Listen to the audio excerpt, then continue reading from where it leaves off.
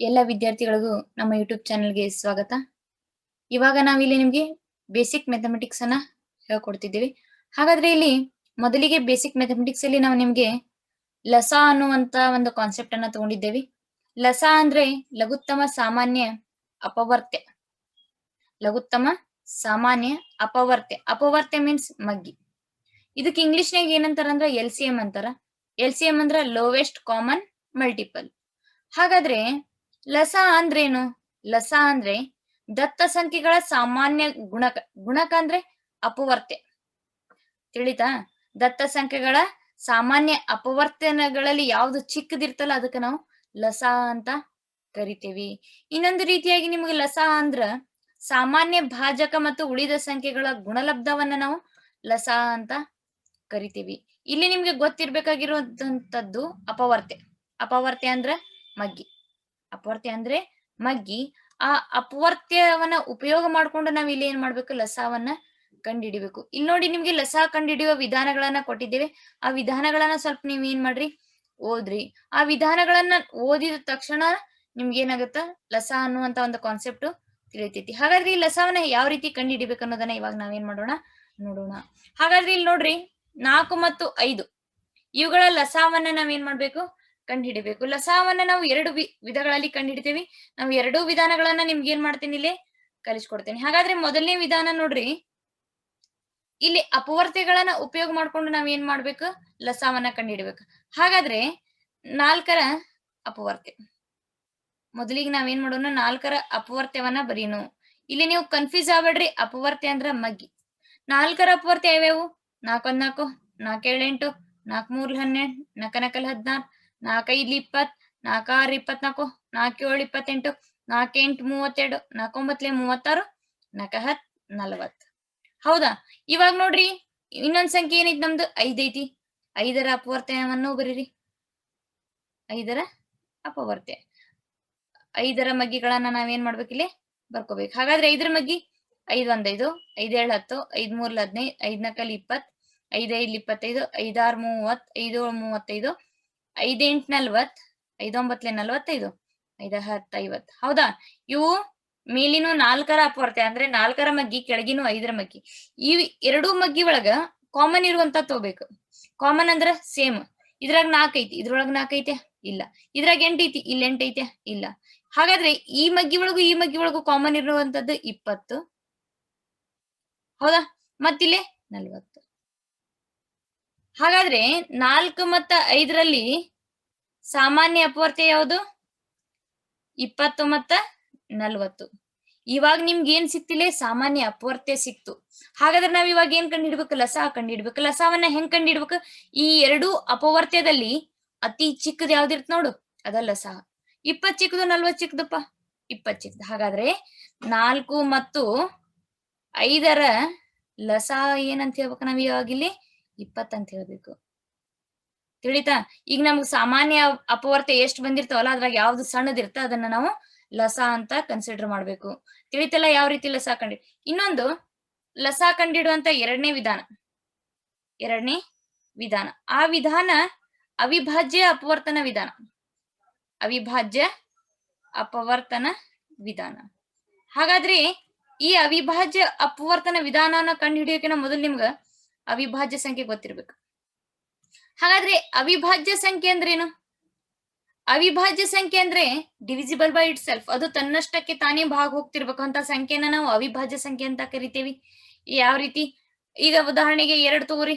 2 ಯಾವ್ದಾರ ಮಗ್ಗಿ ಒಳಗೈತೆ? ಇಲ್ಲ. 1 ಮತ್ತ 2ರ ಮಗ್ಗಿ ಒಳಗಷ್ಟೇ ಐತಿ. 3ಅನ್ನ ತಗೋರಿ. 1 ಮತ್ತ 3 ಮಗ್ಗಿ ಒಳಗೈತಿ. 4ಅನ್ನ ತಗೋರಿ. 1ರ ಮಗ್ಗಿ ಒಳಗೈತಿ, 2ರ ಮಗ್ಗಿ ಒಳಗೈತಿ, 4ರ ಮಗ್ಗಿ ಒಳಗೈತಿ. ಹಾಗಾದ್ರೆ ಇಲ್ಲಿ ನೋಡ್ರಿ, 1 2 4 ಬಂತು. 4 ಅನ್ನುವಂಥದ್ದು ಅವಿಭಾಜ್ಯ ಸಂಖ್ಯೆ ಅಲ್ಲ. ಹಾಗಾದ್ರೆ ಇದು ಅವಿಭಾಜ್ಯ ಸಂಖ್ಯೆ ಅಂದ್ರೆ ಯಾವ ಸಂಖ್ಯೆ ಇದು? ಇದು ವಿಭಾಜ್ಯ ಸಂಖ್ಯೆ. ಇದು ಯಾವ ಸಂಖ್ಯೆ? ವಿಭಾಜ್ಯ ಸಂಖ್ಯೆ. ಯಾವ ಸಂಖ್ಯೆಗಳ ಅಪವರ್ತನ ಯಾವ 2 ಇರ್ತಾವು? ಡಿವಿಸಿಬಲ್ ಬೈ ಇಟ್ ಸೆಲ್ಫ್ ಅಂದೆ ನಾನು. ಅಂದ್ರೆ ತನ್ನಷ್ಟಕ್ಕೆ ತಾನ ಭಾಗ ಹೋಗ್ತಿರ್ಬೇಕು. 1 ಅಂತೂ ಕಾಮನ್, ಎಲ್ಲಾ ಮಗ್ಗಿ ಒಳಗೂ ಇರ್ತೈತಿ. ಹಾಗಾದ್ರೆ 2 ಇದ ಸಂಖ್ಯೆ ಬಂತು. 3 ಅದ ಸಂಖ್ಯೆ ಬಂತು. ಇವಾಗ 5 ತಗೋರಿ. 1 ಮತ್ತ 5 ಬೇರೆ ಯಾವ್ದಾರ ಮಗ್ಗಿ ಒಳಗೈತೆ? ಇಲ್ಲ. ಹಾಗಾದ್ರೆ 5 ಕೂಡ ಏನಿಲ್ಲ? ಅವಿಭಾಜ್ಯ ಸಂಖ್ಯೆ. ಮತ್ತ 7 ತಗೋರಿ. ಇದು ಅವಿಭಾಜ್ಯ ಸಂಖ್ಯೆ. 6 ಅವಿಭಾಜ್ಯ ಅಲ್ಲ. ಯಾಕಲ್ಲ? 1 2 3 6. 1 ಮಗ್ಗಿ ಒಳಗ 6 ಐತಿ. 2 ಮೂರ್ಲೆ 6, 3 ಎರಡ್ಲೆ 6, 6 ಒಂದ್ಲೆ 6. ಹಾಗಾದ್ರೆ 6 ಯಾವ ಸಂಖ್ಯೆ ಅಲ್ಲ? ಅವಿಭಾಜ್ಯ ಸಂಖ್ಯೆ ಅಲ್ಲ. ಹಾಗಾದ್ರೆ ಇದು ಯಾವ ಸಂಖ್ಯೆ? ವಿಭಾಜ್ಯ ಸಂಖ್ಯೆ ಇದು. ನೀವು ಮೊದಲಿಗೆ ಅವಿಭಾಜ್ಯ ಸಂಖ್ಯೆ ಅನ್ನುವಂತ ಒಂದು ಕಾನ್ಸೆಪ್ಟ್ ಅನ್ನ ಕಲಿತ್ರ ನಿಮ್ಗೆ ಲಸ ಏನಾಗುತ್ತೆ ಇಲ್ಲಿ ಸರಳ ಆಗುತ್ತೆ. ಯಾವುದೇ ರೀತಿಲಿ ಟಫ್ ಇಲ್ಲ ಲಸ ಅನ್ನುವಂತ ಕಾನ್ಸೆಪ್ಟ್. ಇವಾಗ ನಾವೇನ್ ಮಾಡೋಣ ಇಲ್ಲಿ ಅವಿಭಾಜ್ಯ ಅಪವರ್ತನ ವಿಧಾನದಿಂದ ಲಸವನ್ನ ಕಂಡುಹಿಡಿಯೋಣ. ಇಲ್ಲಿನೂ ಕೂಡ 4 ಮತ್ತು 5 ತಗೋಣ. ಸೇಮ್ ನೋಡ್ರಿ, ಅವಿಭಾಜ್ಯ ಅಪವರ್ತನ ಎಲ್ಲಿ ಬರ್ಬೇಕು? ಇಲ್ಲಿ ಬರುವಂತ ಸಂಖ್ಯೆ ಎಲ್ಲ ಏನ್ ನೀವು ಅವಿಭಾಜ್ಯ ಸಂಖ್ಯೆನೇ ಇರ್ಬೇಕು. ಉದಾಹರಣೆಗೆ 2 2 4. ಹೌದಾ? 2 ಮಗ್ಗಿ ಒಳಗ 5 ಐತೇನೆ? ಇಲ್ಲ. 5 ಹಂಗ ಇಡ್ರಿ. ಮತ್ತೆ 2 ತಗೋರಿ. 2 ಒಂದ್ಲೆ 2. 2 ಮಗ್ಗಿ ಒಳಗ 5 ಐತ್ಯಾ? ಇಲ್ಲ. 5 ಮತ್ ಹೊಳೈತು. ಯಾಕ? 5 ಕೂಡ ಒಂದು ಅವಿಭಾಜ್ಯ ಸಂಖ್ಯೆ. ಇವಾಗ ಏನ್ ಮಾಡ್ಬೇಕಂದ್ರೆ ಈ ಸಂಖ್ಯೆಗಳನ್ನ ಗುಣಿಸ್ಬೇಕು. 2 ಗುಂಡ್ಲೆ 2 ಗುಂಡ್ಲೆ 5. 2 4, 4 5 20. ನೋಡ್ರಿ, ಲಸ 20 ಬಂತು. ಹಾಗಾದ್ರೆ ನೀವು ಏನ್ ಹೇಳ್ಬೋದು ಇಲ್ಲಿ? 4 ಮತ್ತು 5ರ ಲಸ 20 ಅಂತ ಹೇಳ್ಬೋದು. ಆದ್ದರಿಂದ 4 ಮತ್ತು 5ರ ಲಸ ಎಷ್ಟು ಬಂತಿಲ್ಲಿ? 20 ಬಂತು. ತಿಳಿತಲ್ಲ ಯಾವ ರೀತಿ ಕಂಡು ಹಿಡ್ಬೇಕು ಅನ್ನೋದು. 2 ಮೆಥಡ್ ಈಸಿನ, ಆದ್ರ ಫಾಸ್ಟ್ ಆಗಿ ಆಗುವಂತದ್ದು ಅವಿಭಾಜ್ಯ ಅಪವರ್ತನ ಅಂತ ನನ್ನ ಪ್ರಕಾರ. ಅದು ಈಸಿನೇ, ಈ ಮೆಥಡ್ ಕೂಡ ಈಸಿನ. ತಿಳಿತಲ್ಲ? ಈಗ 2ನೇ ಉದಾಹರಣೆಯನ್ನ ನಾವು ಇನ್ನೊಂದು ಉದಾಹರಣೆಯನ್ನ ತಗೋಣ. ಇಲ್ಲಿ ಏನ್ ಮಾಡೋಣ? 2 4 6 ತಗೋಣ. 2 4 6. ಮೊದಲನೇ ವಿಧಾನ ತಗೋಣ. ಮೊದಲನೇ ವಿಧಾನದಾಗ ಏನ್ ಮಾಡ್ತೇವಿ? 2ರ ಅಪವರ್ತೆ ಬರ್ತೀವಿ. 2 1 2, 2 4, 6 2 4 8, 2 5 10, 2 6 12, 2 7 14, 2 8 16, 2 9 18, 2 10 20. ಹೌದಾ? ಇವಾಗ ನಾವ್ ಹೆಚ್ಚಿಗೆ ಬೇಕಂದ್ರೆ ತಗೋಬಹುದು. ಯಾವ ರೀತಿ? 2 11 22, 2 12 24, 2 13 26. ಈ ರೀತಿನೂ ಕೂಡ ನಾವೇನ್ ಮಾಡ್ಬೋದು? ಸಂಖ್ಯೆಗಳನ್ನ ಹೆಚ್ಚಿಗೆ ತಗೋಬಹುದು. ಇವಾಗ ಏನ್ ಮಾಡೋಣ್ರಿ? 4ರ ಅಪವರ್ತೆ ತಗೋಣ್ರಿ. 4ರ ಅಪವರ್ತೆ 4 1 4, 4 7 8, 4 3 12, 4 4 16, 4 5 20, 24, 4 7 28, 4 8 32. ಹೌದಾ? 4 9 36, 4 10 40, 4 11 44, 4 12 48. ಈ ರೀತಿಯಾಗಿನೂ ಕೂಡ ನಾವೇನ್ ಮಾಡ್ಕೋಬಹುದು? ಹೆಚ್ಚಿಗೆ ಮಾಡ್ಕೋಬಹುದು. ಇವಾಗ ನೆಕ್ಸ್ಟ್ 6ರ ಅಪವರ್ತೆ ತಗೋಣ್ರಿ.